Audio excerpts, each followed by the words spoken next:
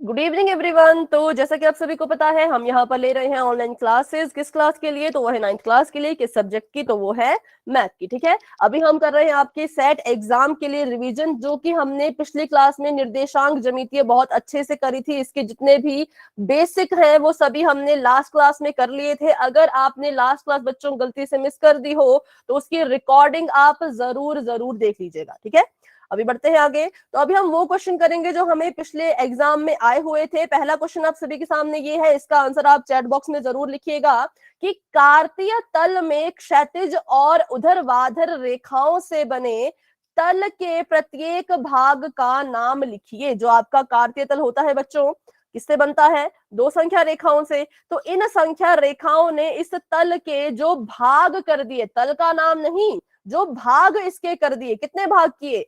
1, 2, 3 और 4। तो इस भाग का आपने नाम बताना है। क्या नाम है? इन भागों को हम क्या कहते हैं? चतुर्थांश। ठीक है, इनको हम कहते हैं चतुर्थांश। कोई बात नहीं बेटा, कोई बात नहीं।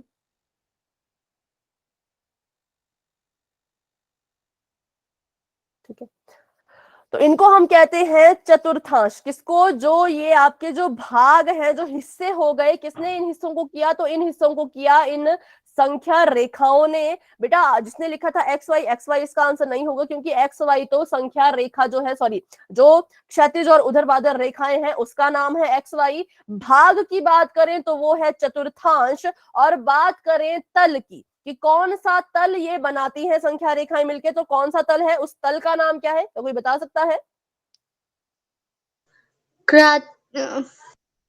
कार्तीय तल। या तो उसको हम कहेंगे कार्तीय तल, या फिर उसको मैंने कहा अगर आपको कार्तीय शब्द याद नहीं रहता तो आप अपना चैप्टर का जो नाम है वो भी लिख सकते हैं, जिसको हम कहते हैं निर्देशांक तल। ठीक है, कार्तीय तल लिखोगे तो भी उत्तर सही है, निर्देशांक तल लिखोगे तो भी उत्तर सही है। ठीक है, तो ये था तल और उसके भाग के बारे में। अब किसी को कोई कंफ्यूजन है तल और भाग में तो मुझसे फटाफट से पूछें, अगर नहीं है तो वाई टाइप करें ताकि हम आगे बढ़ सकें। ये क्वेश्चन अगर कोई डाउट है इसमें तो पूछ लीजिए बच्चों, माइक ऑन करके। ठीक है, आप एक बार मैं फिर से रिपीट करती हूँ क्योंकि अभी कुछ नए बच्चों ने ज्वाइन किया कि कार्तीय तल में क्षैतिज और ऊर्ध्वाधर रेखाओं, ये है आपकी क्षैतिज रेखा, ये है आपकी ऊर्ध्वाधर रेखा। तो इससे बने प्रत्येक भाग के नाम लिखें। तो भाग की बात की जाएगी तो 4 भाग होते हैं, पहला, दूसरा, तीसरा और चौथा। भाग को कहते हैं चतुर्थांश। और तल की बात करें तो तल को कार्तीय तल और निर्देशांक तल कुछ भी आप कह सकते हो। ठीक है, तो बढ़ते हैं अपने अगले सवाल की तरफ। अगला सवाल आपसे पूछा गया है कि जो बिंदु है, जो निर्देशांक है वो है 5 कॉमा में -7, ये किस चतुर्थांश में आएगा? सभी बच्चे इसको अपनी अपनी कॉपी पे बनाएं, ड्रॉ करो और बताइए कि किस चतुर्थांश में आपका ये बिंदु आ रहा है। ध्यान दें, ये क्वेश्चन मैंने अपनी वजह से बच्चों नहीं लिखे हैं, ये पिछले एग्जाम में आए हुए थे। तो ऐसा क्वेश्चन आपको इस बार भी आ सकता है कि एक बिंदु दे दिया जाएगा, पूछा जाएगा कि किस चतुर्थांश में ये बिंदु आ रहा है। तो करें फटाफट से इसको हल और अपना आंसर चैट में बताओ। चतुर्थांश में। ठीक है, पहला, दूसरा, तीसरा, चौथा ये आंसर है। चलो ठीक है, अभी आप कह रहे हैं कि 4th में आ रहा है, तो चलिए इसको चेक भी कर लेते हैं। चेक करने के लिए हमें क्या करना होगा? तो इसको हमें यहाँ पर ड्रॉ करना पड़ेगा, इसको यहाँ पर कार्तीय तल पे जो है वो बनाना पड़ेगा। तो बनाते हैं। x 5 है तो इसको यहाँ पर मैंने x अक्ष बना दिया और उसके बाद हम बनाएंगे यहाँ पर y अक्ष। तो ये मैंने y अक्ष बना दिया। ध्यान रहे जब आप कार्तीय तल बनाएंगे बच्चों तो नाम की गड़बड़ ना करें, उसका नाम भी लिखना है। ये x है, ये x डैश है, ये y है, ये y डैश है। ठीक है, 0 से शुरू करते हैं तो इस तरफ को आएगी पॉजिटिव नंबर 1 2 3 4 5, क्योंकि हमें पता है ये हमारी संख्या रेखा है। और ऊपर की तरफ को भी जाता है 1 2 3 4 5 पॉजिटिव वाला, क्योंकि आपने ये कहा था कि जब किसी संख्या रेखा को लेटा करके खड़ा करते हैं तो पॉजिटिव चीजें ऊपर आती हैं और नेगेटिव नीचे। हाँ जी बेटा। मैम मेरी स्क्रीन अच्छी मतलब दिखाई नहीं दे रहा।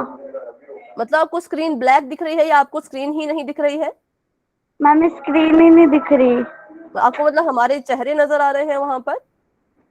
नो मैम, कुछ भी दिखाई नहीं दे रहा जो आप भी लिख रहे हो वो भी। एक बार देखो, नेटवर्क का इशू हो सकता है, या तो आप अपना गूगल मीट अपडेट करो, या फिर आप एक बार जो है वो नेट चेक कर लो। अगर आपका बेटा नेट खत्म होने वाला होगा तब भी ऐसा हो सकता है। और एक बार ग्रुप में आप स्क्रीनशॉट भेज दो, ठीक है? स्क्रीनशॉट लेकर के ग्रुप में आप भेज दो तो उसने हम आपको बता देंगे, ठीक है? Okay ma'am. इंटरनेट का इशू हो सकता है या नेटवर्क का इशू हो सकता है, तो चेक करें कि कहाँ पर अच्छा नेटवर्क आ रहा है। चलो, तो अभी देखिए यहाँ पर -6 और एक और लेना पड़ेगा, क्योंकि ये -7 तक जा रहा है। -7। तो हमने क्या किया, पहले अपना निर्देशांक तल अच्छे से बनाना है। अब देखो कुछ बच्चे क्या गलती करते हैं, मैं आपको अभी बताती हूँ। वैसी गलती बिल्कुल भी ना करें, क्योंकि पिछले क्लास में एक ऐसी गलती हो गई थी जो बिल्कुल छोटी सी गलती है, लेकिन उससे पूरा क्वेश्चन गलत हो जाएगा। तो क्या हो गया था, लिखा तो नेगेटिव को नीचे ही था, लेकिन यहां से -1, यहां से -2, यहां से -3, यहां से -4 शुरू कर दिया था, जो कि थोड़ा सा गलत है। कहां से आपने -1 शुरू करना है, तो ऊपर से, ठीक है? ऊपर वाले जो आपको 0 के बिल्कुल नीचे से, वहां से आपका -1 शुरू होगा। कभी भी उसको सबसे नीचे से शुरू मत करना। ये सभी को समझ आया कि 0 के बिल्कुल नीचे -1 और बिल्कुल साथ -1, ठीक है? अभी देखते हैं, तो जो मेरे बिंदु है वो है 5, -7।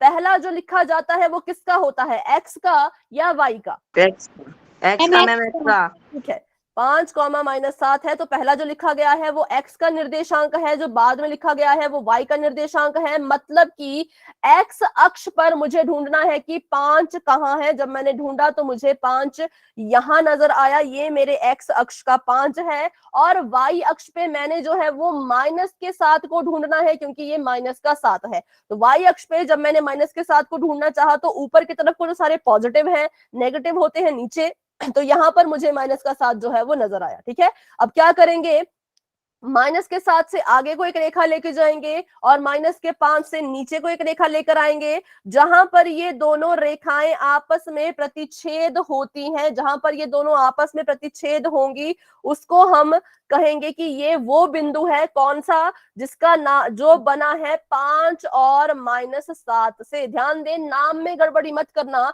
इसको कभी भी -7, 5 मत लिखना बच्चों, नहीं तो गलत हो जाएगा। इसका नाम 5 -7 ही होगा। और देखें तो किस चतुर्थांश में ये है, चतुर्थांश शुरू होते हैं यहां से। पहला इसको कहते हैं, दूसरा इसको, तीसरा इसको और चौथा इसको। तो जब हमने देखा, जब हमने इस बिंदु को यहाँ पर दर्शाया, तो वो चतुर्थांश में मुझे मिला, मतलब फोर्थ, ऐसे आप इसको लिख सकते हो, फोर्थ और चतुर्थांश, ठीक है? सभी को समझ आया ये क्वेश्चन? अगर किसी क्वेश्चन में कोई डाउट है तो पूछ ले, क्योंकि बच्चों ये एग्जाम में आए हुए क्वेश्चन है।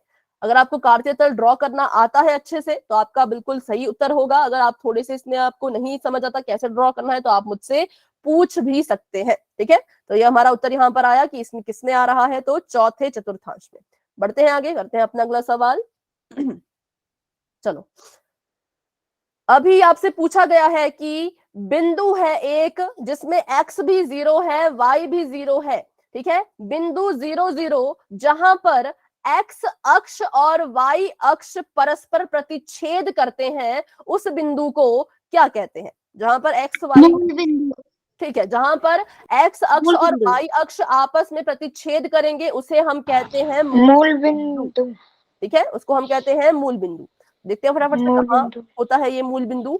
तो एक कार्तीय तल बनाते हैं, ये मेरा y अक्ष है, ये मेरा x अक्ष है। किस बिंदु पर दोनों टकराए, इस बिंदु पे दोनों टकराए। ये बिंदु, इस बिंदु का एक नाम है, एक खास नाम इसको दिया गया, जिसको हम कहते हैं मूल बिंदु। तो मूल बिंदु पर क्वेश्चन आता ही आता है, फिर चाहे आपको मूल बिंदु के निर्देशांक पूछे गए हो या इसका नाम पूछा गया हो, और ये हमेशा 0 होता है। ये x के लिए भी 0 है, ये y के लिए भी 0 है। हमने पिछले क्लास में अच्छे से पढ़ा था कि ये जो 0 बीच में लिखा जाता है, ये x अक्ष के लिए भी 0 होता है और y अक्ष के लिए भी ये 0 ही होता है, ठीक है?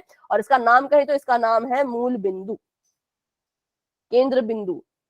केंद्र बिंदु पर इसको नहीं कहते हैं, इसको हम मूल बिंदु ही कहेंगे, ठीक है? इसका ये खास नाम है। आप इसको अगर केंद्र बिंदु लिखोगे तो थोड़ा सा गलत हो जाएगा। मूल मतलब कि आधार, जहां से हमारा कार्तीय तल शुरू हो रहा है, जो इसका बेस है, इसलिए हमने इसलिए उससे आप नाम याद रख सकते हैं मूल, ठीक है? मूल मतलब बिल्कुल बेसिक, बिल्कुल आधार, जहां से हमारा पूरा कार्तीय तल बन रहा है या संख्या रेखा बन रही है तो जीरो से ही बनती है। जीरो के इस पार पॉजिटिव, जीरो के उस पार नेगेटिव। अगर जीरो ही नहीं होगा तो संख्या रेखा का क्या आधार रह जाएगा? हम यही पता नहीं कर पाएंगे कि पॉजिटिव कहाँ लिखने हैं, नेगेटिव कहाँ लिखने हैं। तो जीरो हमारा बिल्कुल मूल है, इसलिए हमने इसको कहा मूल बिंदु। ठीक है, अभी आपको समझ आया बेटा, केंद्र बिंदु ना लिख के इसको क्या कहना है? मूल बिंदु। ठीक है, चलो अभी बढ़ते हैं आगे। और इसके निर्देशांक पूछे जाए अगर कि मूल बिंदु के निर्देशांक क्या होते हैं, तो आपने लिखना है इसके निर्देशांक 0 और 0 होते हैं। अगर मैं पूछूं मूल बिंदु की कोटि बताएं, तो मूल बिंदु की कोटि कौन है? अगर आपको याद हो, वाई तो है, लेकिन कौन है इसमें? कौन है? जीरो। जीरो। ठीक है, तो मूल बिंदु की कोटि भी जीरो होती है, भुज भी जीरो होता है। ये कुछ आपको बस याद रखना है, आपको एक्स्ट्रा नॉलेज है ये, जो आपको पता है। कोटि क्या है आपको पता है, भुज क्या है आपको पता है, तो आपको अगर इसके निर्देशांक पता है तो इसमें आपको कोई दिक्कत नहीं आएगी। ठीक है, बढ़ते हैं आगे। मैं अभी भी कह रही हूँ, जिन बच्चों को बेसिक क्लियर नहीं है प्लीज पिछले क्लास की रिकॉर्डिंग को जरूर देखिएगा, वहां पर हमने अच्छे से सीख रखा है क्या होता है मूल बिंदु, क्या होता है कोटि, क्या होता है भुज, कैसे कार्तीय तल बनाना है, कैसे वो बनता है, सब कुछ। ठीक है, चलो अभी करते हैं अगला क्वेश्चन। तो एक बिंदु है जो जिसका नाम है -4 और -3। आपने बताना है कौन सा ऑप्शन सही है। इस ऑप्शन में आपने बताना है कोटि कौन है और भुज कौन है। ऑप्शन आपको दिख रहे होंगे, तो बताइए कौन सा ऑप्शन आपके हिसाब से सही है? मैम ए। ठीक है, बाकी बच्चे भी बताएं, आपको ए लग रहा है या बी या सी? मैम क्या एक चीज? बार दोबारा बताना, क्या बताना है इसमें? इसमें बताना है कि भुज और कोटि क्या है। -4 -3 की भुज और कोटि क्या है? ठीक है, बहुत से बच्चे ए लिख रहे हैं। ठीक है, तो इसका आंसर बिल्कुल सही है, क्योंकि इसका आंसर ए है। हमें पता है कि भुज का मतलब होता है एक्स अक्ष का निर्देशांक और कोटि का मतलब होता है वाई अक्ष का निर्देशांक, है ना। भुज का मतलब एक्स अक्ष का निर्देशांक और कोटि का मतलब वाई अक्ष का निर्देशांक, जो कि इन्होंने बिल्कुल ठीक लिखा कि एक्स माइनस का 4 यहाँ पर है और y माइनस का 3 यहाँ पर है। तो ये बिल्कुल सही है, x की जगह पे -4, y की जगह पे -3। तो option number A is the right answer. Option number B गलत है, क्योंकि x की जगह पे -3 नहीं आएगा। क्यों? क्योंकि वो बाद में लिखा गया है। जो चीज बाद में लिखी जाती है वो y की होती है, जो चीज बाद में लिखी जाती है वो y की होती है। इसलिए x की जगह पे -3 नहीं होगा, y की जगह पे -4 नहीं होगा। बात करें ऑप्शन नंबर सी की, 4 ठीक था, 3 ठीक था, लेकिन यहाँ पर चिन्ह बदल गए। ये दोनों माइनस के हैं और यहाँ पर इनको जमा का बना दिया, इसलिए ये भी गलत है और ऑप्शन नंबर ए ही हमारा राइट आंसर है। ठीक है, अभी इस क्वेश्चन में किसी का कोई डाउट है तो पूछें। बेटा माइक ऑफ रखें, किसी का माइक ऑन है? प्रिंस बेटा माइक ऑफ रखें, कोई डाउट है तो पूछें, नहीं तो माइक ऑफ कर दें। आपका माइक ऑन है बेटा, आपकी आवाज क्लास में आ रही है। नहीं, मेरी आवाज नहीं आ पा रही। चलो कोई डाउट अगर होगा तो माइक ऑन करके बच्चों खुद ही पूछ लेना, ठीक है। कोई भी आपको डाउट अगर आए तो। चलो ये है सबसे बड़ा सवाल, और देखिए तो कितने मार्क्स का आया है, तो ये पूरे 4 मार्क्स का आया है। करना क्या है, कुछ भी नहीं, इनको बस कार्तीय तल पे आलेखित करना है। प्रिंस बेटा अपना माइक ऑफ रखें, करना पड़ेगा।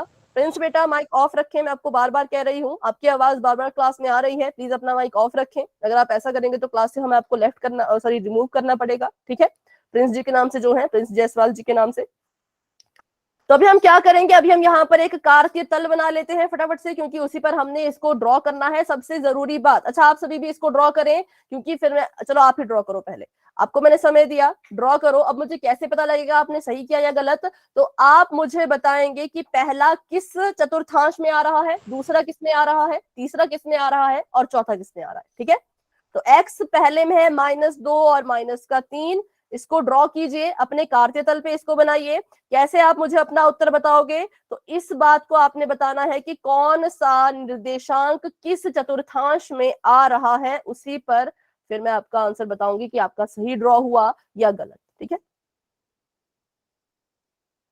और आखिरी, सबसे आखिरी है 0, माइनस का 1.5।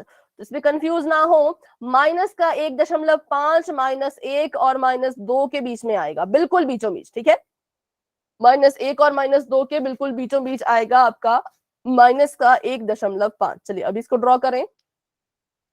जिसका ड्रॉ हो जाएगा वो चैट में लिखेंगे ऐसे, नंबर 1 किस चतुर्थांश में आ रहा है उसको भी आप नंबर दे देना, दूसरे में आ रहा है तो दूसरे में, तीसरे में आ रहा है तो तीसरे में, चौथे में आ रहा है तो चौथे में, पहले में आ रहा है तो पहले में, ठीक है। तो उसके बाद नंबर 2, नंबर 3, नंबर 4, ऐसे करते करते आपने चारों के आगे उनके चतुर्थांश भी लिखने हैं।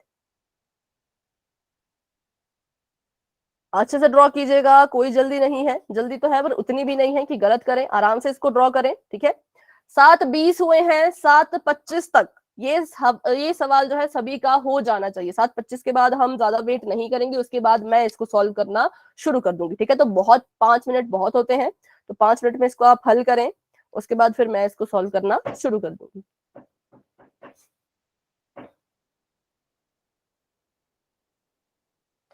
अच्छा, अभी के लिए इसको मिटा के मैं कहीं और लिख लेती हूँ, क्योंकि मैं भी अपना कार्तीतल बना लेती हूँ, उसके बाद करते हैं।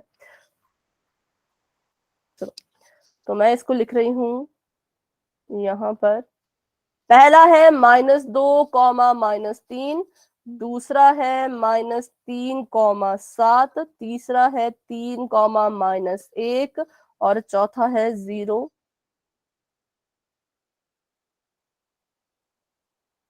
-1.5।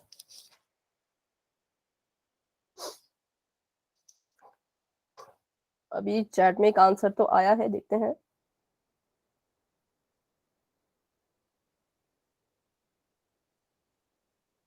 -2, -3 थर्ड में, आप कह रहे हैं कि ये थर्ड में है, ठीक है।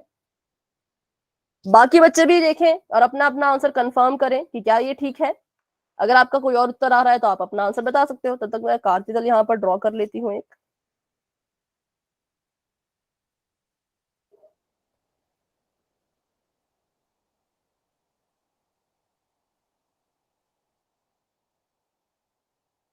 ठीक है, अभी मैं देखती हूँ, 1 मिनट, चैट में भी देखती हूँ, अभी इसको मैं ड्रॉ कर लूँ।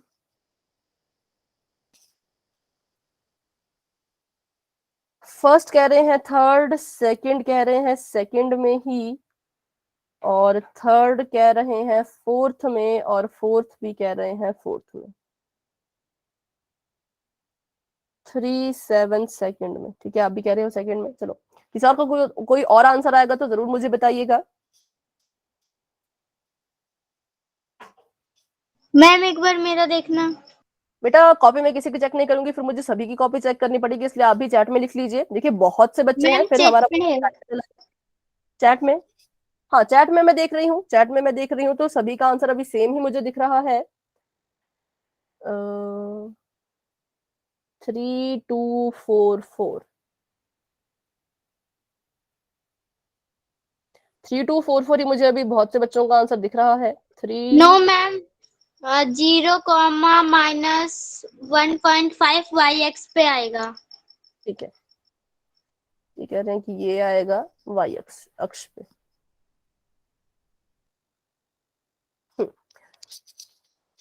3 और 7 सेकंड में है। हाँ, सभी बच्चे लिखते जाएं। 3, 3, 4, 3, 2, 4, 4 है आपका थर्ड में। पहला थर्ड, दूसरा सेकंड, तीसरा थर्ड। अच्छा, फोर्थ का नहीं लिखा है करीना ने, ठीक है, कोई बात नहीं, देखेंगे उसको भी। चलो, तो 7:25 पे ही इसको हम सॉल्व करना शुरू करेंगे। तब तक के लिए जितने बच्चे आंसर देना चाहते हैं या दे सकते हैं, उतने बच्चे अपना अपना आंसर दे दें। ड्रॉ सभी करेंगे, क्योंकि बच्चों देखो 4 नंबर का क्वेश्चन है, मैं नहीं चाहती कि आप प्रैक्टिस ना करने की वजह से इसे गलत करें, ठीक है। अच्छे से इसको सभी बच्चे करें, क्योंकि पेपर में अगर ये क्वेश्चन आएगा तो सीधे 4 नंबर का होगा, या 5 का भी हो सकता है, क्योंकि आपके सिलेबस में यही है।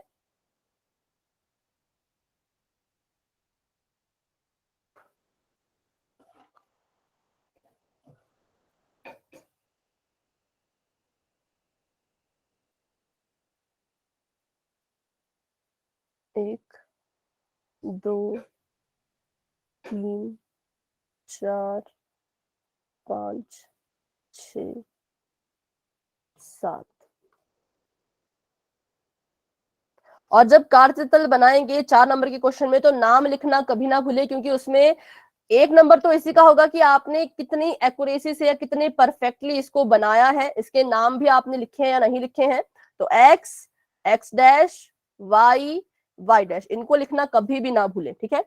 3 3 4 4, 3 कॉमा -1 फोर्थ में।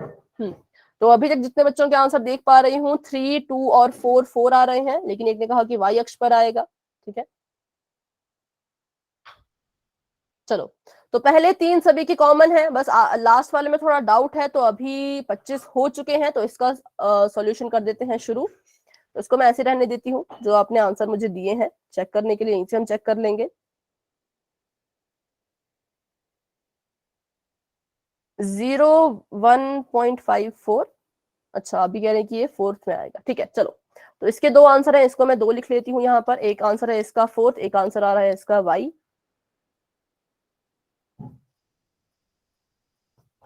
4, तो पहला जो मेरा निर्देशांक है वो है -2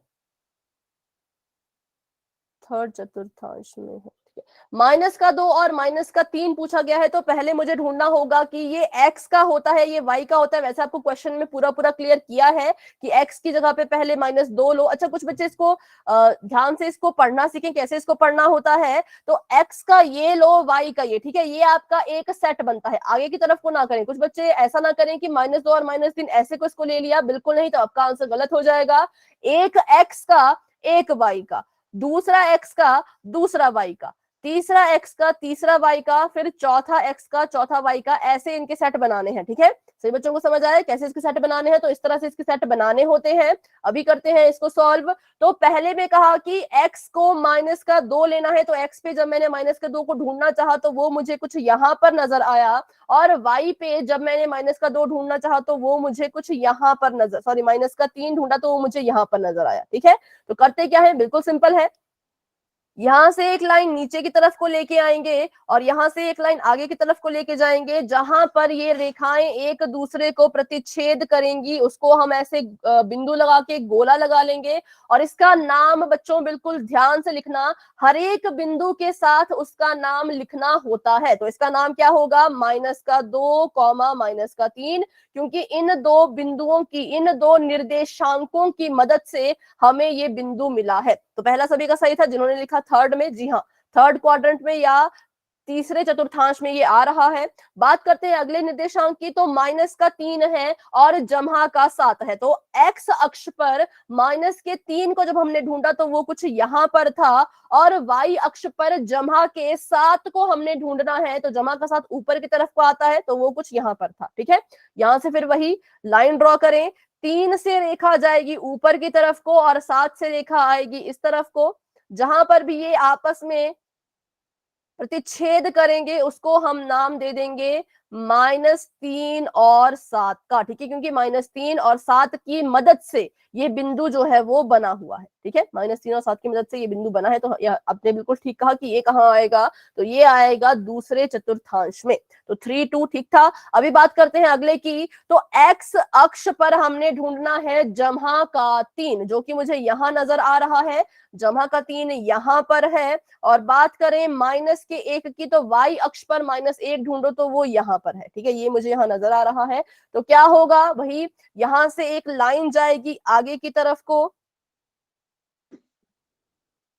यहां से एक लाइन जाएगी आगे की तरफ को, और यहां से एक लाइन आएगी नीचे की तरफ को। जहां पर ये प्रतिच्छेद करेंगे उस बिंदु को हम अपना बिंदु मान करके इसको नाम दे देंगे क्या, तो 3, -1। तो जी हाँ, ये आ रहा है चौथे क्वाड्रेंट में, जो बिल्कुल सही है, चौथे चतुर्थांश में। ये यहां तक सभी का सही था। अब बात करें आखिरी की, तो मैंने कहा था बच्चों कि अगर कोई एक निर्देशांक 0 हो जाता है तो जो हमारा उत्तर आता है वो किस पर आएगा, तो वो उस अक्ष पर आएगा जिस अक्ष की हमें संख्या दी गई है, ठीक है। जिस अक्ष की हमें संख्या दी गई है उस अक्ष पर जो है वो आता है। तो देखते हैं। पहले तो हमें ये पता करना होगा कि 1.5 किस किस के बीच में आएगा। तो सभी को पता है 1.5 हो या -1.5 हो, वो 1 और 2 के बिल्कुल बीचों बीच आएगा। मतलब कि कुछ यहां पर ये बिंदु आएगा, इसको हम मानेंगे -1.5, और यही हमारा उत्तर है। ये हमारा जो है वो y अक्ष पर ही आएगा, जो कि बिल्कुल ठीक कहा था। किसने, जिसने मतलब अभी, हाँ, जिसने भी उस टाइम मैं आपका नाम नहीं देख पाई थी, किसने कहा था ये सबसे पहले? मैम शिवांगी। ठीक है, तो इसलिए ये आंसर बिल्कुल ठीक है कि ये आएगा वाई अक्ष के ऊपर। तो चलो, ये था सबसे इसमें थोड़ा सा अलग सा, जो शायद काफी बच्चों को डाउट में रहे होंगे इसको लेकर के, पर कोई बात नहीं, अभी आपको समझ आ गया कि जिसका निर्देशांक 0 होता है, जिस भी अक्ष का निर्देशांक बच्चों 0 हो जाता है, उस निर्देशांक पर उत्तर नहीं, उस अक्ष पर उत्तर नहीं आता और ना ही बीच में आता। अगर कोई चीज 0 हो गई है तो आपका बिंदु कभी भी ऐसे बीच में आपको नजर नहीं आएगा, वो हमेशा ही अक्ष के ऊपर आपको नजर आएगा। तो जैसे एक्स तो खुद 0 हो गया था, कौन था हमारे पास? वाई था, वाई के हमारे पास एक वैल्यू थी, एक संख्या थी, तो उसी पर हमने अपने उत्तर को जो है वो निरूपित कर दिया। ठीक है, अभी बताएं, अभी किसी बच्चे को इस क्वेश्चन में कोई डाउट है तो पूछे, अगर चौथे वाले में कोई डाउट है तो पूछे, इसके हम और ज्यादा उदाहरण कर सकते हैं। मैम चौथा समझा दो। ठीक है, ठीक है, बाकी ऊपर के तीनों केस सभी को समझ आ गए? इसका बता दें एक बार। Yes ma'am. ठीक है, तो चलिए चौथे के लिए अभी हम करते हैं थोड़े से और क्वेश्चन इसी तरह के। तो इसको ना करके कुछ और करते हैं, इस उदाहरण को बाद में करेंगे। अभी मैं आपको अगर बोलूं कि -5 और 0 ये एक निर्देशांक है, इसको आप अपनी संख्या रेखा पर निरूपित कीजिए। तो मैंने देखा ये x का निर्देशांक है, ये y का निर्देशांक है, y हो चुका है 0, तो इसका मतलब कि हमारा जो उत्तर आएगा वो x अक्ष के ऊपर आएगा। किसके ऊपर? तो x अक्ष के ऊपर आएगा। कहां पर आएगा? तो जो संख्या दी गई है उसी संख्या के ऊपर आएगा मैम, -5 पर। ठीक है, -5 पर वो यहाँ पे मुझे दिख रहा था, तो ये मेरा उत्तर आ गया। इस बिंदु का नाम है -5,0। क्यों हुआ ऐसा? क्योंकि एक जो निर्देशांक था वो 0 हो चुका था। जब कभी भी ऐसा केस आता है तो 0 वाले अक्ष को ही भूल जाओ, बस जो जिसके पास संख्या है उस अक्ष को देखो और उस संख्या को देखो और उसी को अपना उत्तर बना दो। ठीक है, जैसे एक और उदाहरण करते हैं इसका, तो आप मुझे बताइएगा कहां पर इसका मैं उत्तर लिखूं अब। तो अभी आपके पास है 0,1।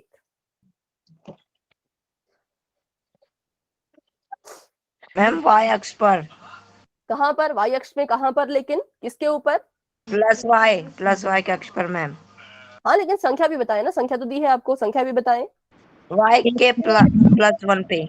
+1 पे, ठीक है, इस पे। तो यहाँ पर मेरा उत्तर आ गया। ठीक है, ये वाला जो बिंदु है वो है 0,1। क्यों? क्योंकि x अक्ष 0 हो गया था, इसको अब हम नहीं देखेंगे, इसको हम साइड कर देंगे। हमने देखा y अक्ष पर संख्या है, y अक्ष की संख्या दी गई है, तो यही संख्या हमारे उस बिंदु का उत्तर होती है। ठीक है, नाम इसका फिर भी 0,1 ही रहेगा, लेकिन दर्शाया इसको किस पे जाएगा? तो y अक्ष के ऊपर। एक और उदाहरण करते हैं। अभी अगर मैं आपको बोलूं 0 नहीं, 4,0, अब बताइए। मैम मैम एक्स के +4 पर। ठीक है, ठीक है, x+4। हाँ, x के +4 पर। तो यहाँ पर हमारा उत्तर आएगा, ये मैंने इसको सर्कल कर दिया, और इसका नाम होगा 4,0। तो अभी बताइए 0 वाले आपको समझ आए या अभी भी डाउट है? Yes ma'am. ठीक है, डाउट नहीं है। कोई भी अगर 0 हो जाएगा उसको भूल जाना, उसके बगल वाले को देख लेना, जो भी उसके बगल वाला होगा उसी बिंदु के बिल्कुल ऊपर आपने क्या करना है, तो उसी बिंदु के बिल्कुल ऊपर अपना आंसर लिख देना है। ठीक है, चलो, दशमलव वाली संख्या आएगी तो बस इस बात का ध्यान देना कि दशमलव वाली संख्या किन दो के बीच में आएगी। अगर होता 2.5, तो बताओ ये किस किस के बीच में आएगा? 2.5, 2 और 3 के बीच। 2 और 3 के बीच। हाँ, और बिल्कुल बीचों बीच में। ऐसा ना करें कि 2 से 2 के करीब, 3 से दूर, नहीं, इन दोनों के बिल्कुल बीच में, बिल्कुल सेंटर में। ठीक है, तो बस यही था इसमें थोड़ा सा जो आपको पता होना चाहिए। और ये भी कि कार्तीय तल जब बनाओगे बच्चों तो नाम जरूर अच्छे से लिखना, क्योंकि 1 नंबर तो इसी का होगा कि आपने इनको नाम भी दिया है या नहीं। ठीक है, चलिए, तो यही था आपका एक क्वेश्चन 4 नंबर का, जिसमें बस आपने इनको निरूपित करना था और आपका क्वेश्चन खत्म। अभी एक और क्वेश्चन है। ठीक है बेटा, कॉल रिसीव करके वापस से क्लास को ज्वाइन कर लीजिएगा, ये रिपीटेड है, इसको नहीं करेंगे। चलिए, ये क्वेश्चन आप ही मुझे बताएंगे। आपको बिंदु दिए गए हैं, पहला है 0,0, दूसरा है 0,2, तीसरा है 2,2 और चौथा है 2,0। आपने बताना है कि इन बिंदुओं को पहले आप कार्तीय तल पे निरूपित करिए, फिर बताइए कि कौन सी आकृति बन रही है। इन बिंदुओं को कार्तीय तल पे निरूपित करने पर और उनको आपस में मिला देने पर कौन सी आकृति आपको दिख रही है बनती हुई। ऑप्शन है वर्ग, आयत, समचतुर्भुज या समांतर चतुर्भुज।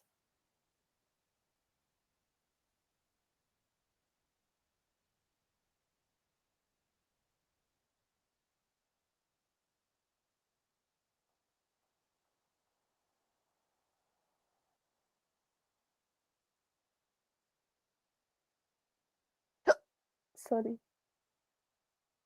फटाफट से बताएं। इनको आपने बस कार्तीय तल पे बनाना है और उसके बाद इनको मिला देना है, इनको आपस में ऐसे ऐसे करके मिला देना है, फिर एक आकृति बन के आएगी। वो आकृति कौन सी है उसके बारे में आपने मुझे बताना है। क्या वो एक वर्ग है, या वो मैम आयत, आयत। या वो समचतुर्भुज, या वो चतुर्भुज। आयत मैम समचतुर्भुज। नहीं, समचतुर्भुज भी नहीं है। समचतुर्भुज। समचतुर्भुज नहीं होगा बेटा, समचतुर्भुज तो रोम्बस, रोम्बस ऐसा होता है, कुछ इस तरह का होता है रोम्बस। चतुर्भुज। नहीं, रोम्बस कुछ अलग सा होता है, ऐसा नहीं होता, सॉरी। समांतर चतुर्भुज। समांतर चतुर्भुज ऐसा होता है जिसकी पैरेलल मैम साइड वर्ग है। होगा। सारी ऑप्शन बोल दिया आप सभी ने, एक ऑप्शन पे बताएं फटाफट से कौन सा होगा। मैम वर्ग। ठीक है, तो मैं इसका आंसर नहीं बताऊंगी, इसका मैम आंसर हम पता करते हैं कार्तीय तल पे इसको बना के। ठीक है, चलो तो अभी के लिए बनाते हैं फटाफट से अपना कार्तीय तल। ओहो, एक तो ये सीधी लाइन नहीं लगती, एक मिनट। एक, और ये दूसरी संख्या रेखा।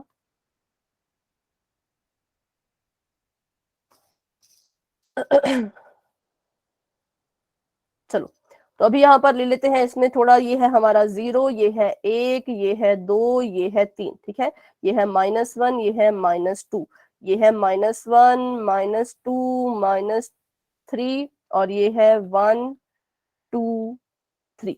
पहले हमें कहा कि 0, 0, तो 0, 0 का पॉइंट कौन सा होगा। 0, 0 का पॉइंट बताइए, उसका नाम फटाफट से, उसको हम एक नाम से बुलाते हैं, मूल बिंदु।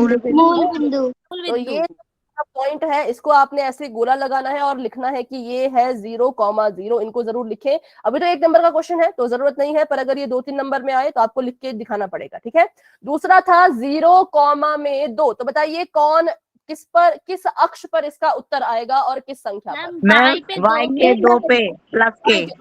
आई एक्स के 2 पे। y अक्ष के 2 पे, y अक्ष के 2 पे, तो ये है 2। यहाँ पर हमने लगा लिया गोला और इसको नाम दे दिया 0,2। अगला कहा गया है 2 और 2, x का भी 2, y का भी 2। तो x का 2 मैंने देखा, यहाँ से एक सीधी लाइन आगे को लगाई तो ये मेरा बिंदु आया, और यहाँ से एक लाइन ऊपर को जाएगी तो ये मेरा बिंदु आया। अभी के लिए लाइंस को हटा देते हैं, सिर्फ बिंदु रखते हैं। ठीक है, तो एक बिंदु ये हो गया, तो इसका नाम है 2,2। और अगले बिंदु की बात करें तो 2,0, ये x का, ये y का। ठीक है, ठीक है, x के 2 पे, तो ये आ गया यहाँ पर 2,0। अभी इनको हम जोड़ेंगे तो देखो ये तो पहले से ही जुड़े हुए हैं, 1, 2, 3, 4। तो ये कौन सी आकृति है बताइए। वर्ग है। कैसे हमें पता लगा वर्ग है? वर्ग है ये आयत नहीं होगा। क्यों आयत नहीं होगा, क्यों वर्ग होगा? क्योंकि इसकी जो दूरी है, देखो इसकी जो दूरी है वो बिल्कुल बराबर है। 0 से यहां तक भी ये 2 यूनिट गया। ठीक है, 2 से यहां तक भी ये 2 ही यूनिट गया, यहां से यहां तक भी ये 2 ही यूनिट है, और यहां से यहां तक भी ये 2 ही यूनिट की इसने दूरी जो है वो अपनी की है। तो इसलिए जब इसकी चारों भुजाएं आपस में बराबर हैं 2-2 यूनिट की, तो उसको हम कहते हैं वर्ग। ठीक है, अगर इसकी दूरी थोड़ी अलग होती, मान लो ये यहाँ पर 2 पर है, यहाँ पर ये 1 पर होता, ऐसा होता तो हम कहते आयत। लेकिन इन सभी की दूरी बराबर थी, इसलिए हमने इसको नाम दिया वर्ग का। तो इसका मतलब जब हमने इन सभी को आपस में मिलाया तो जो आकृति हमें प्राप्त हुई वो कौन सी हुई? वर्ग। ठीक है, वैसे ही आपको आ सकता है कोई बिंदु आपको दिया गया होगा, उसमें कोई त्रिभुज बन रहा होगा। ठीक है, उसमें कोई त्रिभुज भी बन रहा हो सकता है, या उसमें आयत बन रहा हो सकता है। तो आपने उसको अच्छे से ड्रॉ करना है। उसको जब आप कार्तीय तल पे बनाओगे, निरूपित करोगे, तो आपके पास उत्तर जो है वो खुद ब खुद आ जाएगा। किसी ने कुछ कहा क्या? किसी ने कुछ पूछा? एक बार फिर से समझाना, हम अभी लेफ्ट हो गए थे। बेटा कोई पूरा क्वेश्चन या कोई पर्टिकुलर पॉइंट है? मैम पूरा क्वेश्चन। ठीक है, देखो अच्छा इसको तो मिटाना पड़ेगा। ठीक है, 1 मिनट, इसको मैंने मिटा दिया है। हमें कहा था इन्होंने क्वेश्चन में कि इसको जो है कार्तीय तल पे पहले तो बनाओ, या कुछ भी इसको बनाना है बनाओ, नहीं बनाना नहीं बनाओ, पर हमें उत्तर दो कि जब आप कार्तीय तल पे इनको निरूपित करोगे और इनको आपस में मिला दोगे तो कौन सी आकृति मिलेगी, वर्ग, आयत, समांतर चतुर्भुज या समचतुर्भुज। तो अब उसी का हम पता कर रहे थे। पहले हमने एक्स अक्ष बना दिया, फिर हमने वाई अक्ष बना दिया, फिर हमने दे दी इसको संख्याएं 0, 1, 2 और 3, और यहाँ पर दे दिया -1, -2, और ऊपर की तरफ को दे दिया हमने 1, 2, 3, और नीचे की तरफ को -1, -2, -3। अब हमने इनको निरूपित करना है, तो पहला है हमारा 0 और 0, तो ये कहाँ मिलेगा, ये हमें मिलेगा यहाँ पर, जो कि मूल बिंदु भी होता है। तो इसको मैंने नाम दे दिया 0,0 का। आगे बढ़े तो आगे हमें कहा कि 0 और 2 को निरूपित कीजिए, तो मैंने देखा कि x अक्ष तो 0 हो गया है, y अक्ष पर 2 है। इसका मतलब कि मेरा जो उत्तर आएगा वो y अक्ष के जमा के 2 के ऊपर आएगा, मतलब यहाँ आएगा। तो ये मेरा बिंदु यहाँ पर आ गया, इसका नाम है 0,2। अब बात करते हैं 2,2 की। तो y का 2 हमने देखा यहाँ पर है और x का 2 यहाँ पर है। बिंदु की बात करें तो बिंदु यहाँ पर आ गया 2,2। ठीक है, इसकी मैंने अभी लाइंस मिटा दी हैं क्योंकि फिर हम थोड़े कंफ्यूज हो जाएंगे, इसलिए इसकी लाइन मैंने मिटा दी। अगले की बात करें तो अगला है 2,0, 2 यहाँ पर x का है, 0 यहाँ पर y का है। जो चीज 0 हो जाती है उसको हम नहीं लेते, तो इसका उत्तर कहाँ आएगा, इसका उत्तर आएगा x अक्ष के जमा के 2 पर, मतलब कि यहाँ पर। तो इस बिंदु का नाम है 2,0। अब इन्होंने कहा था कि अगर आप इन सभी को मिला देंगे, इनको जोड़ देंगे, ऐसे ऐसे ऐसे और ऐसे, तो कौन सी आकृति बनेगी। तो हमने जब इसको जोड़ा और हमने जब इसको देखा तो हमने पाया कि यहाँ पर जो है वो एक वर्ग बन गया। ठीक है, एक क्या बन गया, तो एक वर्ग यहाँ पर बन गया। ये देखो, ये एक वर्ग है, तो यही हमने बताना था कि कौन सी आकृति है जो बन रही है। ठीक है, और कैसे मुझे पता लगा वर्ग है, क्योंकि यहां से यहां तक भी ये 2 यूनिट का है, यहां से यहां तक भी 2 यूनिट का, यहां से यहां तक भी 2 यूनिट, और यहां से यहां तक भी 2 यूनिट की ही इसने दूरी को जो है वो फॉलो किया। इसलिए इसकी चारों भुजाएं हैं 2, 2, 2, 2, और सबकी किसकी भुजाएं बराबर होती हैं, तो वो होती है वर्ग की। ठीक है, अभी किसी बच्चे को कोई डाउट है तो पूछे, नहीं है तो बच्चों वाई टाइप कर दे। ठीक है, तो अभी के लिए इसको मिटा देते हैं और अब बढ़ते हैं अपने अगले चैप्टर पर, जो है त्रिभुज और समांतर चतुर्भुज का क्षेत्रफल। इसके लिए कुछ बेसिक चीजें हैं जो हमें पता होनी चाहिए, उनको अभी हम सीख लेते हैं। चलो, तो समांतर चतुर्भुज और त्रिभुज के बारे में हम पढ़ेंगे, उनके क्षेत्रफल के बारे में हम पढ़ेंगे। ठीक है, तो उसको कैसे पढ़ना है अभी देखिए। उसके लिए आपको पता होना चाहिए पहले कि समांतर चतुर्भुज दिखता कैसा है। तो समांतर चतुर्भुज की जो भुजाएं होती हैं वो एक दूसरे के समांतर होनी चाहिए। अगर ये भुजा ऐसी है तो दूसरी भी इसके जो उल्टी भुजा, मतलब ऑपोजिट भुजा, सभी को पता होगा जो उसकी ऑपोजिट भुजा होती है वो आपस में समांतर होनी चाहिए। अगर ये वाली भुजा ऐसी है तो ये वाली भी इसी तरह की होनी चाहिए, तभी हम इसको समांतर चतुर्भुज कहेंगे, नहीं तो हम उसको समांतर चतुर्भुज नहीं कहेंगे। समांतर चतुर्भुज के नाम में ही छुपा है कि उसकी आमने सामने की भुजाएं कैसी होनी चाहिए। तो आमने सामने की भुजाएं बिल्कुल समांतर जो है वो होनी चाहिए। सभी को ये बात समझ आई, आमने सामने की भुजाएं कैसी हो, समान समान नहीं, समांतर। समांतर, समांतर का मतलब होता है पैरेलल। पैरेलल मतलब कि ये वाली भुजा, ये वाली और ये वाली भुजाओं को आप आगे तक बढ़ाते जाओ वो कभी नहीं मिलेंगी, और इस वाली भुजा को आगे तक बढ़ाते जाओ तो ये भी आपस में कभी नहीं मिलेंगी। उसी को हम कहते हैं समांतर चतुर्भुज। चतुर्भुज क्यों, क्योंकि 4 भुजाएं हैं। समांतर क्यों, क्योंकि इसकी आमने सामने की रेखाएं जो है वो समांतर होती हैं, पैरेलल होती हैं। और त्रिभुज सभी को पता ही होगा, त्रिभुज बनता है किससे, तो 3 भुजाओं से। एक होता है आधार और दो भुजाएं उसकी ऐसी होती हैं, मतलब किसी को भी आधार ले सकते हैं। यहां से देखो तो ये आधार है, यहां से देखो तो ये आधार है, यहां से देखो तो ये आधार है ना, किसी को भी आधार मान सकते हैं। तो त्रिभुज होता है 3 भुजाओं वाला, चतुर्भुज 4 भुजाओं वाला, लग गया समांतर, तो इसका मतलब आमने सामने की भुजाएं समांतर होनी चाहिए। चलो, तो अगर आपको मैं पूछती हूँ, एक आकृति बना के दूंगी, आपने बताना है वो समांतर चतुर्भुज है या नहीं।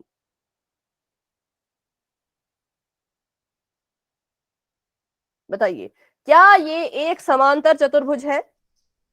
Yes ma'am. Yes ma'am. Yes ma'am. No ma'am. सभी का आंसर यस है क्या? अच्छा, अभी नो Yes, वाले भी ma'am. हैं। चलो, अभी 2 No. आंसर आए, यस यस और नो नो। ठीक है, जब मैंने इसकी इस भुजा को आगे को बढ़ाया, देखो यहां से ऐसे आगे को बढ़ाया और इस भुजा को यहां से आगे को बढ़ाया, तो ये तो मिल गए, ये तो आपस में मिल गए। तो ऐसा तो नहीं होता है। कैसी होनी चाहिए भुजाएं? बिल्कुल समांतर होनी चाहिए। ये समांतर भुजाएं नहीं है, क्योंकि ये भी इस तरफ को जा रही है, ये भी इसी तरफ को जा रही है। ऐसी होनी चाहिए, जैसे ये है, ये इधर को, तो ये भी इधर को। ठीक है, बिल्कुल सीधी सीधी, ऐसे बिल्कुल सीधी सीधी। इनको आप अगर बढ़ाओगे तो ये कभी नहीं मिलेगी, ये ऐसे को चली जाएगी, ये ऐसे को चली जाएगी, पर ये ऐसे चलती रहेगी। इसको ले जाओगे तो ये ऐसे चलती जाएगी, पर कभी भी इसके साथ नहीं मिलेगी। ठीक है, तो एक पेयर तो इसका था जो समांतर था। अगर हम बात करें इसकी इन वाली भुजाओं की, देखो इन वाली, तो ये तो समांतर है, लेकिन अगर इसकी दूसरी भुजा की बात करें तो ये समांतर नहीं थी। ठीक है, लेकिन हमने कहा कि दोनों तरफ से समांतर होनी चाहिए, तो इसका आंसर है नो। अभी भी अगर किसी बच्चे को डाउट है कि इसका आंसर नो क्यों है, तो बेटा आप मुझसे पूछ सकते हैं। ठीक है, चलो, तो अब इसको मिटाते हैं। अब हम सीखेंगे कुछ इंपॉर्टेंट रूल जो आपको 9.2 9.3 को हल करने के लिए थोड़े से काम में आने वाले हैं। तो आप चाहे तो इसको अपनी कॉपी पे लिख लीजिए। क्या होता है यदि त्रिभुज, ठीक है, ध्यान से देखें, यदि त्रिभुज और समांतर चतुर्भुज, यदि त्रिभुज और समांतर चतुर्भुज एक ही आधार, ठीक है, एक मतलब सेम आधार, एक ही आधार और एक ही समांतर रेखाओं, एक ही का मतलब ये मत सोचना कि एक समांतर रेखा, नहीं, समांतर रेखाओं का एक पूरा जोड़ा होगा, पर वो एक ही होगा। ठीक है, एक ही समांतर रेखाओं के बीच स्थित हो। ठीक है, क्या हो? एक त्रिभुज है, एक समांतर चतुर्भुज है, ये दोनों जो है एक ही आधार और एक ही समांतर रेखाओं के बीच में स्थित हो, तो त्रिभुज का जो क्षेत्रफल है, ठीक है, जो त्रिभुज का आपका क्षेत्रफल होगा, तो त्रिभुज का क्षेत्रफल समांतर चतुर्भुज के, समांतर चतुर्भुज के क्षेत्रफल का आधा हो जाएगा, या फिर समांतर चतुर्भुज के क्षेत्रफल के आधे के बराबर हो जाएगा, के आधे के बराबर हो जाएगा। इसको लिख रखें, क्योंकि आपको एक एक नंबर के क्वेश्चन में भी आ सकता है। ठीक है, कि आपको ये प्रॉपर्टी क्या पता है एमसीक्यू में आ जाए, या फिर क्या पता आपको ये फिल इन द ब्लैंक में आ जाए। आपको लिखा जाए कि यदि एक त्रिभुज और समांतर चतुर्भुज एक ही आधार और एक ही समांतर रेखाओं के बीच में स्थित है, तो बताइए त्रिभुज का क्षेत्रफल समांतर चतुर्भुज के क्षेत्रफल के डैश के बराबर हो जाएगा। ऐसा आपको आ सकता है एक नंबर में, या एमसीक्यू के तौर पे आ सकता है ना। तो इसका हाँ हाफ एरिया हो जाएगा। मतलब कि अगर आपका समांतर चतुर्भुज का एरिया 40 है, अगर उसका क्षेत्रफल 40 सेंटीमीटर स्क्वायर है, तो त्रिभुज का क्षेत्रफल कितना हो जाएगा? 20 सेंटीमीटर स्क्वायर। त्रिभुज का हो जाएगा 20 सेंटीमीटर स्क्वायर। ठीक है, तो बस यही आपका ये नियम कहता है। लेकिन इस नियम को आप कैसे लागू करोगे? अगर आप पहचान पाओगे कि कौन है जो सेम बेस और एक ही समांतर रेखाओं के बीच में आ रही हैं आकृतियां, वो कैसे दिखती हैं, और कौन है जो नहीं आ रही, वो कैसे दिखती हैं, तभी तो आप इस रूल को यूज कर पाओगे। तो इसके लिए आपको दी गई है प्रश्नावली 9.1, जिसमें आप ये सीखोगे कि किस आकृति को हमने कहना है कि वो एक ही आधार और एक ही समांतर रेखाओं के बीच में है, और किसको हमने नहीं कहना है। तो पहले उसको देख लेते हैं, फिर इसको हम बाद में करेंगे। तो अभी मैं आपको 2 उदाहरण देके समझाती हूँ, ध्यान से उसको देखिएगा। एक है ये, एक मेरा समांतर चतुर्भुज था और इसके ही अंदर में एक बना था मेरा त्रिभुज, कुछ इस तरह का, ठीक है। और दूसरी तरफ समांतर चतुर्भुज ही है और उसके अंदर भी एक त्रिभुज ही अभी बनने वाला है। अब इनको नाम दे देते हैं। तो इसका नाम है A B C D O, ठीक है। और इसका नाम अगर दे तो इसका नाम है A B C D O, बेटा माइक ऑफ रखें, एस पी, ठीक है। तो हमने देखा कि ये जो एक आकृति यहाँ पर बनी, पहले यहाँ पर एक समांतर चतुर्भुज बना और उसके साथ में एक त्रिभुज बना। अगर मैं इसका नाम लिखूं, मुझे पहले बताइए कि इस समांतर चतुर्भुज का नाम क्या होगा। इसका नाम अगर आपको आता है तो बताएं। इस चतुर्भुज का नाम बताएं। ABCD। ठीक है, इसका नाम है ए बी सी डी। और अब त्रिभुज का नाम बताएं। COD। COD, ठीक है। देखो इसमें जो है वो CD और CD कॉमन है, इसका मतलब कि ये हमारा जो उत्तर है ये सेम बेस पे खड़ा है, सेम आधार पे खड़ा है, ठीक है। क्योंकि इसमें CD और CD कॉमन था, इसका मतलब इनका जो आधार है वो बिल्कुल सेम है, बिल्कुल एक जैसा है। अगर आप देखें तो आप देख भी पा रहे हैं कि ये मेरा जो है एक समांतर चतुर्भुज है। देखिए ये एक समांतर चतुर्भुज है, ऐसा ऐसा ऐसा और ऐसा, ठीक है। और अगर त्रिभुज की बात करूं तो त्रिभुज भी ऐसे ही है, देखो ऐसा ऐसा और ऐसा, मतलब कि सी डी पे ही दोनों खड़े हुए हैं, सी और डी पर ही दोनों जो है वो खड़े हुए हैं, इसलिए हम कहेंगे कि इनका आधार एक जैसा है। अब हम बात करें क्या इनके पास सेम समांतर रेखा है, तो जी हाँ वो भी है। क्यों? क्योंकि इस समांतर रेखा और इस समांतर रेखा के बीच में ही ये दोनों मुझे नजर आ रहे हैं। सभी को नजर आ रहा होगा, ये एक समांतर रेखा ये वाली और एक समांतर रेखा ये वाली, इन दोनों के बीच में ही मेरी दोनों आकृतियां जो है वो मुझे नजर आ रही हैं। तो ये सभी को समझ आया कि इसको हम कहेंगे यस, ठीक है। इसको हम क्या कहेंगे? यस कहेंगे। बेटा मेरी तरफ से कोई बाय नहीं है, पूरे 10 मिनट अभी है, जो कि बहुत होते हैं। तो ये बताओ सभी को समझ आया कि पहली आकृति यस है या नो है? बेटा स्नेहा मैम को बता दीजिएगा रीजन कि क्यों आप क्लास लेफ्ट कर रहे हो। आपका नाम मैंने देख लिया है, आपका नाम मैं बता दूंगी कि इन्होंने जल्दी क्लास को लेफ्ट कर दिया था।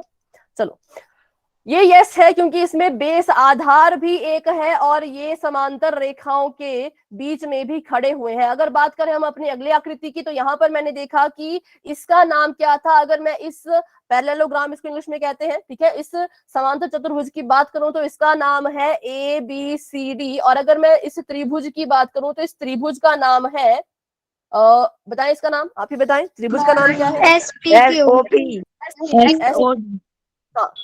SOP, ठीक है। तो इनके नाम में एक तो कुछ कॉमन ही नहीं है और हम देख भी पा रहे हैं कि जो हमारा त्रिभुज था उसका जो आधार है वो यहाँ से शुरू होके यहाँ पर ही खत्म हो गया। यहाँ से हमारा त्रिभुज का आधार शुरू हुआ और यहीं पर जो है ये खत्म हो गया। तो इसका मतलब ये दोनों एक ही आधार पर नहीं खड़े हैं, क्योंकि हमारे समांतर चतुर्भुज का आधार तो CD है। हमारे समांतर चतुर्भुज का आधार CD है और इसका नाम है SP। तो क्या इनके आधार सेम हुए? क्या हम कह सकते हैं समान आधार पर है? नो मैम, ये समान आधार पर नहीं है। हम इसको कहेंगे नो। लेकिन क्या ये समांतर रेखाओं पर है, समान समांतर रेखाओं पे? तो शायद ये यस हो भी सकता है, नहीं भी हो सकता है, क्योंकि ये समांतर है और ये भी एक तरह से समांतर ही है, ठीक है। हाँ हो सकता है समांतर रेखा पर तो है, लेकिन आधार इनका सेम नहीं है, तो फिर भी हम इसको नो ही कहेंगे, क्योंकि दोनों चीजें होनी चाहिए। अगर दोनों चीजें हो रही हैं तो हम कहेंगे हाँ ऐसा है, अगर दोनों चीजें नहीं होंगी तो हम कहेंगे नहीं, ये दोनों एक ही आधार और एक ही समांतर रेखा के बीच में नहीं है। तो बताइए किस केस में? ये पहला केस है, ये दूसरा केस है। किस केस में त्रिभुज का क्षेत्रफल समांतर चतुर्भुज के क्षेत्रफल से आधा लिया जाएगा? दूसरे केस में मैम। दूसरे केस में। और दूसरा केस में तो नो है। पहला केस है, पहले के केस में। अभी हमने पढ़ा, यहाँ देखो अभी तो हमने पढ़ा कि अगर त्रिभुज और समांतर चतुर्भुज एक ही आधार और एक ही समांतर रेखाओं के बीच में होते हैं, तब तब त्रिभुज का क्षेत्रफल समांतर चतुर्भुज के क्षेत्रफल के आधे के बराबर हो जाता है। लेकिन यहाँ पर तो ये था ही नहीं, इनका बेस ही सेम नहीं है, तो जब ये इस पूरे कंडीशन को सेटिस्फाई नहीं कर रहे तो इनका क्षेत्रफल का भी कोई आपस में रिश्ता नहीं होगा, इनके क्षेत्रफल का आपस में कोई लेना देना नहीं होगा। ठीक है, तो अभी करते हैं 9.1, उसमें आप ही मुझे बताएंगे। ध्यान रहे समांतर चतुर्भुज कैसा दिखता है उसको भी आपने अपने माइंड में रखना है, क्योंकि कुछ उदाहरण यहाँ पर ऐसे हैं, कुछ क्वेश्चन ऐसे हैं जो समांतर चतुर्भुज है ही नहीं। ठीक है, चलो तो अभी के लिए इसको मैं जूम कर देती हूँ। पहले प्रश्न का पहला बताएं। एक मिनट, अभी स्क्रीन फ्रीज हो गई, अभी आपको नजर आ जाएगा, बस थोड़ा सा इंतजार।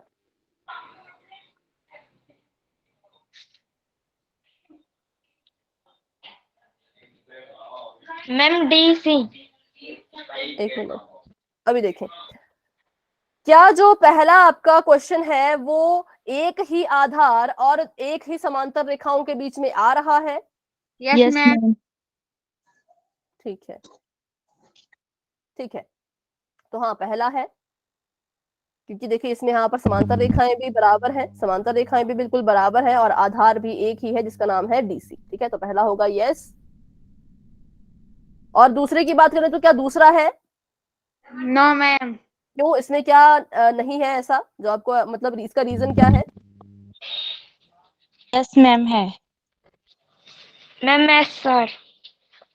नो कह रहे हैं बहुत से बच्चे, बच्चा रीजन भी बताइए। आंसर ठीक है कि इसका आंसर नो है, ये नहीं है। क्यों नहीं है तो उसका रीजन भी बताइए। क्योंकि इसमें देखो, इसका बेस, इसका आधार तो सेम है, लेकिन इसकी समांतर रेखा अलग हो गई है। इसकी समांतर रेखा और इसकी समांतर रेखा अलग है ना, तो हम कैसे कह सकते हैं कि एक समांतर रेखा के बीच में है? तो इसलिए ये नो है, क्योंकि आधार तो भले ही इनका सेम था। बेटा माइक ऑफ करें, आपकी तरफ से आवाज आ रही है प्रीति अनु बेटा। इसका आधार तो बिल्कुल सेम था, लेकिन बात करी हमने समांतर रेखाओं की, तो इसकी समांतर रेखा अलग और इसकी समांतर रेखा अलग, इसलिए हम कहेंगे कि ये एक ही आधार और एक ही समांतर रेखाओं के बीच में नहीं है। बात करते हैं अगले की, तो अगला बताइए, थर्ड पार्ट है या नहीं, यस और नो? Yes ma'am. यस, ये है। ठीक है, क्योंकि यहाँ पर देखिए आधार भी सेम है और यहाँ पर ये रेखा भी बिल्कुल सेम है ना? हाँ, आगे बढ़ते हैं, तो इसका फोर्थ पार्ट बताएं। Yes ma'am. No ma'am. ठीक है, रीजन भी बताइए क्यों नहीं है। रेखाएं समांतर नहीं है या फिर आधार सेम नहीं है? मैम आधार सेम नहीं है। के आधार सेम नहीं है। क्यों? क्योंकि अगर मैं अपने समांतर चतुर्भुज का आधार देखूं तो ये हमारे पास B से लेकर के C तक है, और अगर मैं त्रिभुज का आधार देखूं तो उसका आधार सिर्फ और सिर्फ P से लेकर के Q तक है। देखो, ये मेरे त्रिभुज का आधार और ये है इस समांतर चतुर्भुज का आधार, तो आधार दोनों के अलग हो गए, इसलिए हम कहेंगे कि ये ऐसी आकृतियां नहीं है जो एक ही आधार और एक ही समांतर रेखा पर हो। अगले की बात करें, अगला बताएं।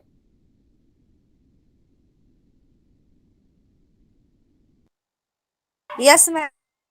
यस। इनका बेस तो सेम है। नो ठीक है, मैम। यस लग रहा है मुझे, नो भी लग रहा है, तो इसको हम बाद में डिस्कस कर लेंगे। अभी के लिए मुझे यस लग रहा है, क्योंकि देखो इसकी भी समांतर रेखा वैसे तो सेम है, पर ये P और C साथ में आ गए तो इसका थोड़ा सा डाउट है। तो इसको हम करेंगे अगली क्लास में। अभी आखिरी वाला बता दें, ये वाला बता दें। मैम है। यस। नहीं है मैम, नो।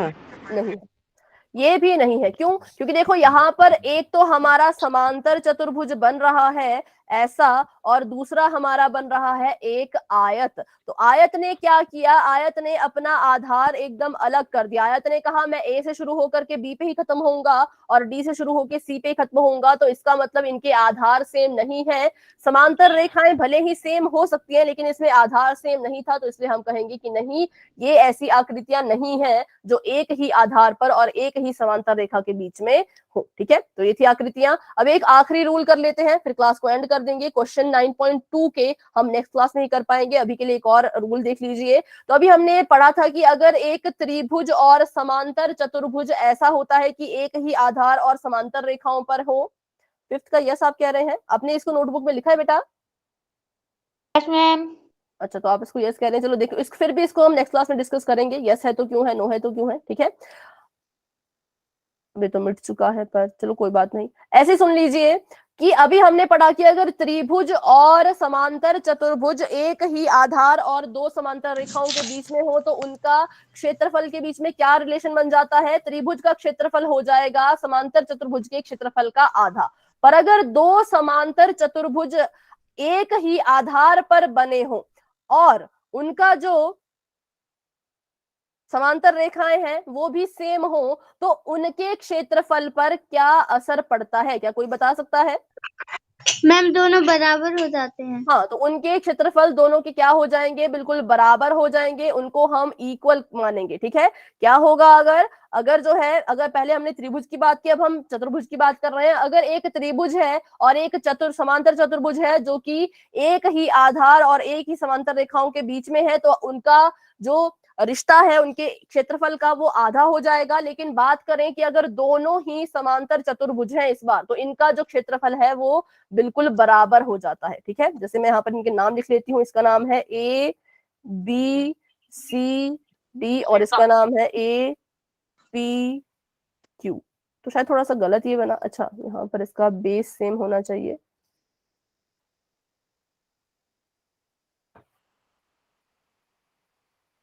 तो इसका क्या हो जाएगा, इन दोनों के जो क्षेत्रफल हैं वो कैसे हो जाएंगे, तो बिल्कुल ही बराबर।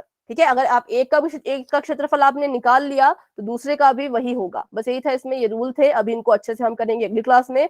तो अभी के लिए बच्चों आज की क्लास को यहीं तक रखते हैं। आज की क्लास को लेकर के किसी बच्चे का कोई डाउट अगर है तो क्लास में बने रहें, कोई डाउट अगर नहीं है तो आप क्लास को लेफ्ट कर सकते हैं। Good night and bye bye everyone, मिलते हैं अपनी अगली क्लास में। ओके बच्चों।